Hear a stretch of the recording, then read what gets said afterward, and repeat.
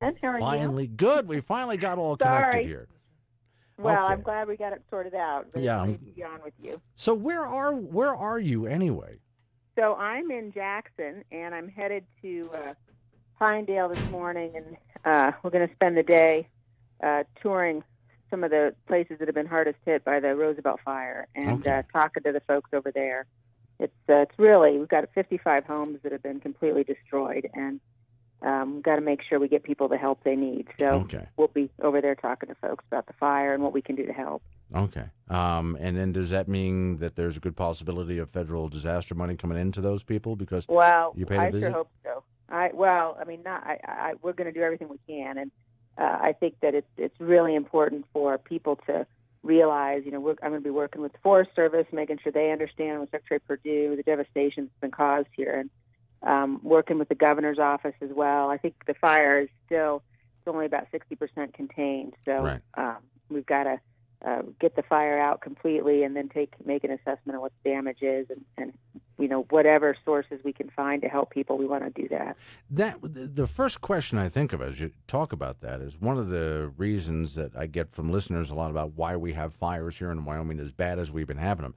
And it's because, boy, we would love to get in there on some of that land and clear out some of those trees, but that brings it down back to, is Wyoming in charge of Wyoming land? Can we make decisions like that? And I'm tying this in, Liz, with legislation that you brought up about our grizzly bears.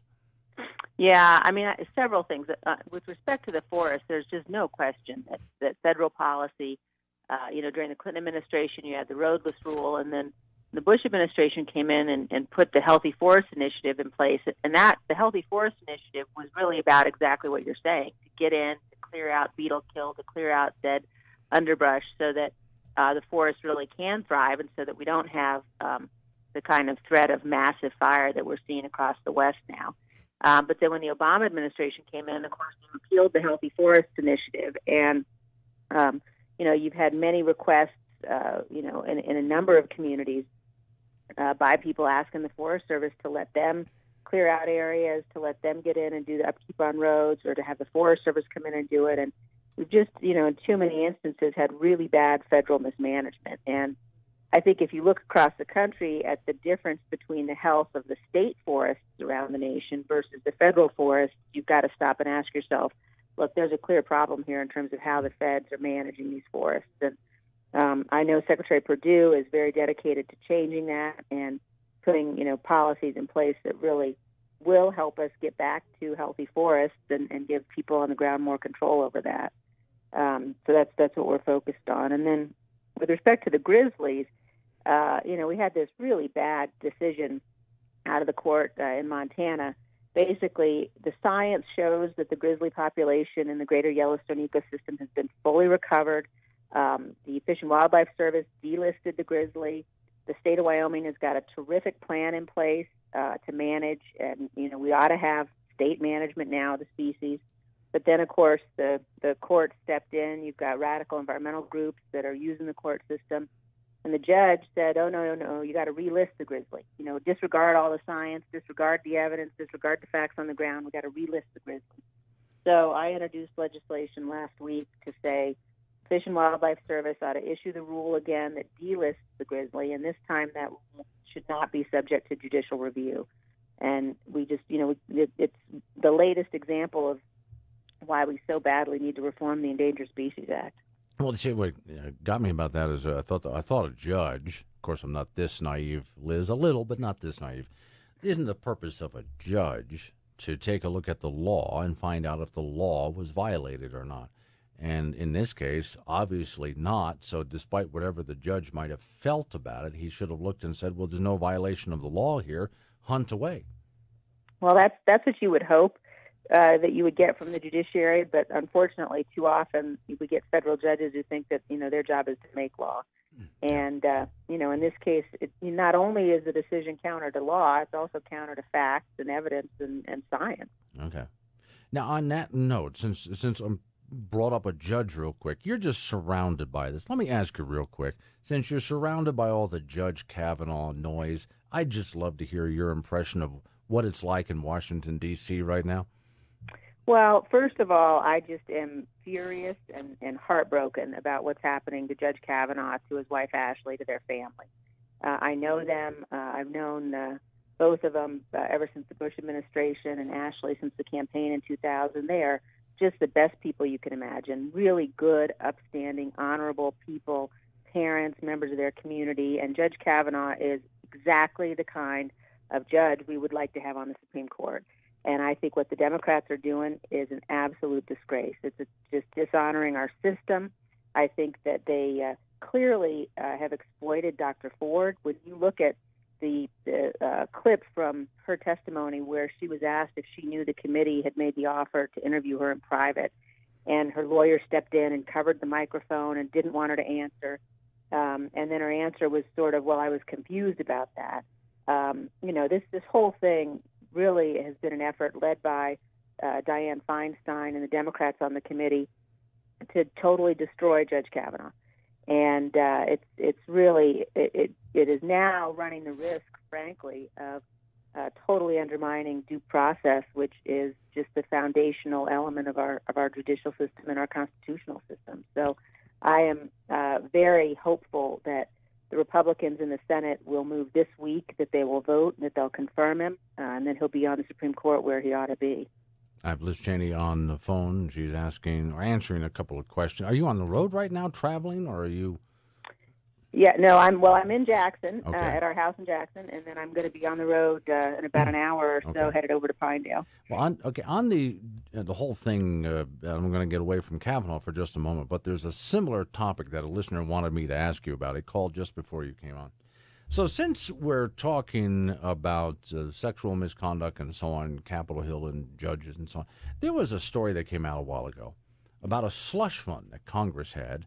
So if somebody was accused of sexual misconduct, that congressperson could reach into that slush fund and essentially pay this person off. Whatever happened to that? The story disappeared. Yeah, it's really outrageous. The first I heard of it was when the story hit the news, and we passed legislation after that story came out, after a number of the sexual harassment claims became obvious, to reform that process and reform that system. And I think, we should never have a situation. As I understand it, what was going on was members were using the funds, that they have in their offices to pay salaries, that they began to use those to pay people off. Yeah. And that's just outrageous. Can we ever get the names of who did that? I think we should. I think we got to have transparency. Now, in some cases, I understand that there have been non-disclosure agreements signed, and the victims don't want the whole thing to become public. So I think we do. Again, it's the opposite of what you watch the Senate Democrats do. If somebody comes forward and they say, "Look, I need to make a claim, but I want to maintain my confidentiality," there ought to be a way that we can handle that. That was clearly not the intent of the Senate Judiciary Committee Democrats in this instance, but I do think that we have to have rules in place. We've got to have a process in place, and certainly members of Congress should never be in a situation where they can use taxpayer dollars to pay people off to settle sexual harassment claims. That's outrageous. Love to get some names out of that. If you can hold for about a minute and a half while I pay some bills, I'd love to come back and find out what you've been working on lately in Congress. Liz Cheney is my guest. It's AM 650 KGAB. Bingo! Hey, come on out and play American Legion Post 6 Bingo 6 days a week. We are open Tuesday through Saturday, 6 p.m., and on Sundays at 1 p.m. We have computer and paper games. You have a chance to win great money. All our games are progressive pots. You could win up to $5,000. We also have 10 bins of pull tabs for your gaming pleasure. We are located at 920 South Greeley Highway. For more information, call 635-7213. Watching a paper airplane fly is captivating because flying is magical. But for those of us whose first leg of a journey is a car ride to Denver with traffic, expensive parking, and long lines, flying has lost its luster. Now you can make the first leg in an American Eagle jet operated by SkyWest Airlines, direct from the new Cheyenne Airport to Dallas-Fort Worth, with connections to more domestic and international destinations than Denver. Book your flight now. Free parking, no lines, everything easier. The new Cheyenne Airport's bringing back the magic of flying. Cybersecurity incidents are dramatically increasing year over year across the full spectrum of businesses, large and small. Learn how to protect yourself and your business from an unauthorized exploitation of your business systems. Attend the 3rd Annual Wyoming Cybersecurity Symposium in Laramie at the UW Conference Center October 17th and 18th. Speakers include the Wyoming Banking Commissioner and national cybersecurity threat leaders. For more info and to register, go to wyocyber.com. It's KGAB's Morning Wake Up with Glenn Woods on AM 650 KGAB. 849 AM 650 KGAB Radio. My name is Glenn Woods. Liz Cheney's on the phone with me. She's in Jackson, Wyoming right now. Liz, are you willing to take a call from a listener?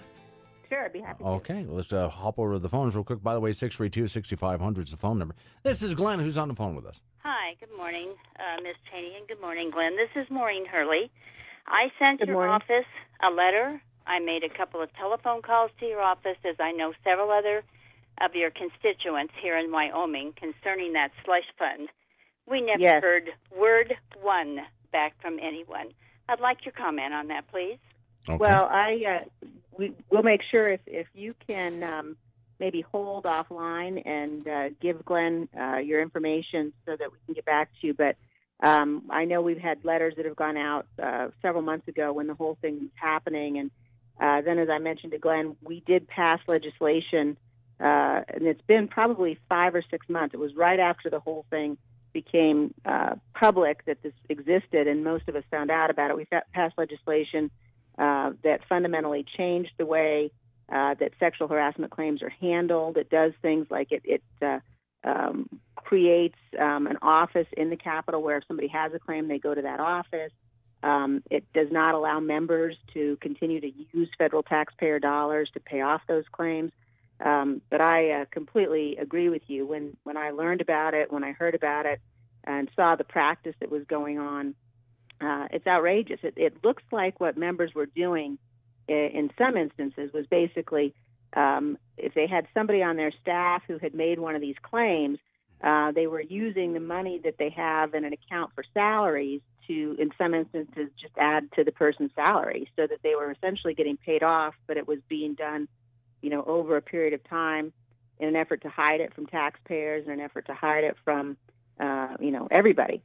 And that's a process that we've put a stop to. There's a member from Alabama who's a very good friend of mine, a colleague named Bradley Byrne, who in private practice, before he was elected to Congress, handled exactly these kinds of cases. And Bradley was really at the forefront of what the House Administration Committee did, advising them on the reforms and advising them on the kinds of things we needed to put in law in order to change this practice. So if you wouldn't mind, if you can give the call, I don't want you to do it on the air, but if you can give the person who takes the calls your phone number, Maureen, I'm happy to call you directly and make sure you get all the details that you're looking Maureen, for. you know how to get a hold of me, so you can go ahead and do that. I think I got another one on the line. I'll try to squeeze in real quick. But then, I got questions for Liz, guys. This is Glenn, who's on the phone. Hi, this is Dottie, and I want to talk to Congressman Yes, ma'am. Go right ahead. Cheney. Hi, Liz. Hi. We're so proud of you. We love you, and we appreciate you and your family, and thank you for your time. Bye Well, now. thank you very much. Okay. I really appreciate that. Well, that's a It's good my call honor to squeeze serve. in. Thank you. Okay, now, what are you working on that we need to know about? Well, because there's what little slips out in the news, but I'm sure Right. you've got some legislation that's really important to you that you've been pushing and really good for important to Wyoming as you see it. Well, so many things. And, of course, Congress just recessed last week. So really it's sort of the wrapping up the 115th Congress before the election, and we get into the lame duck period. But I look at what I've been able to do, both in terms of legislation that will help roll back regulation. One of the first things I did was the BLM 2.0 repeal, which I was in the Oval Office when the president signed that. And then last week I was privileged to be back again in the Oval Office with the president as he signed the appropriations bill to provide full on-time funding for our military for the first time in a decade.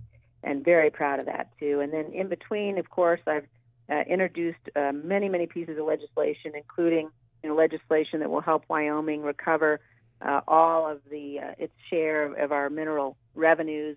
We're supposed to be getting 50%, but the federal government's been skimming off 2% of that, which would make a huge difference for Wyoming. Wait a second now. They've been skimming off the top? Yeah. Wow. So what they've been doing is basically, instead of the 50-50 split, they've been saying, okay, 50-50, but then Wyoming's got to give us 2% more, and they call it an administrative fee. And, we went back and we've done the research to say, well, wait a minute, what exactly what are you administering? Why do you need that money? If it's administrative, we'll do it. And so it's been split 52-48 now since 2007. So I've introduced legislation to change that, to basically say, look, no more skimming the administrative fee. I've also introduced legislation to say you cannot ever again have a moratorium on coal leases on public lands unless Congress, both houses of Congress, approve that. I was very pleased I was able to get an amendment onto the Farm Bill that will help protect our farmers and ranchers who've got allotments on public lands, and basically says, look, if environmental groups come in and engage in frivolous lawsuits, or if there's a natural disaster and you lose your allotment, then the federal government has got to provide you with an alternative. And this was really important, particularly to our wool growers who were seeing, the loss of the land that they needed. So we've done a whole range of issues connected to defending life, in terms of being able to both make sure that we're protecting the unborn as well as help to lead the debate for those rules on the House floor. I've also been very involved in our efforts at tax cuts. We passed the first round of tax cuts last year and then just did another round last week. Working really closely with the White House on the whole range of regulatory reform efforts as well. Does it reduce regulation? Because me, I want to see just less. For sure. And look, I think it's really interesting. If you look at what our economy is doing and the health of the economy, it's really roaring back. And you can measure that in terms of the unemployment figures, in terms of economic growth, in terms of, the numbers of people in the market now looking for jobs. If you look at that, I think that the tax cuts have had some, impact on that. But I really think a much larger cause of the really terrific growth in the economy has been all of the regulation that we've cut. And it's been both legislatively as well as the president doing it through the executive branch. Sure, so business people told you, both you and me, many times over that if they know what the rules are of the game are, and the rules really don't change that much, they're steady, then it's much easier to do business. But when the bureaucracy's constantly writing new rules to the game, businesses can't keep up. That gets expensive. It throws them off. Yeah. Well, and we really need to get back to a situation where federal bureaucrats are taking into account the cost of their regulations. Yeah. And too often in the Obama administration, they just didn't do that. And by law, they're supposed to do that, but they didn't. That's how you end up with things like the Clean Power Plan that would have killed the coal industry. Okay. Well, next time we get a chance to talk, I'd really love to find out more about where those tax cuts are targeting, exactly how you guys are working it out, but I'm running out of time there. You got to hit the road pretty soon, too. Liz, it's always good to talk to you. Sorry you couldn't come in person this time. I thought I was going to be able to see you. Well, I will definitely do it. I'll be back in Cheyenne soon, so I'll look forward to seeing you very soon. Thanks, Ben. All right, Liz, thanks for calling. I appreciate it. It's AM 650 KGAB Radio or KGAB.com as well. Coming up on News Time, Sean Hannity's Morning Minute. That's next. Here we go.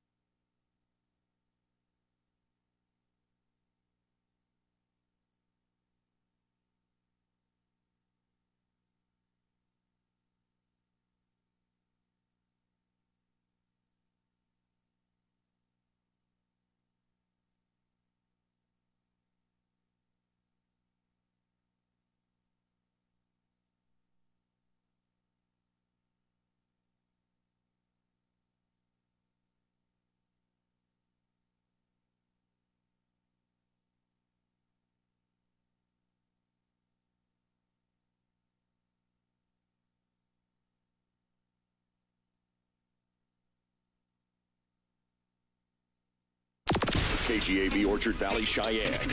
AM 650 KGAB, Cheyenne's #1 News Talk Radio.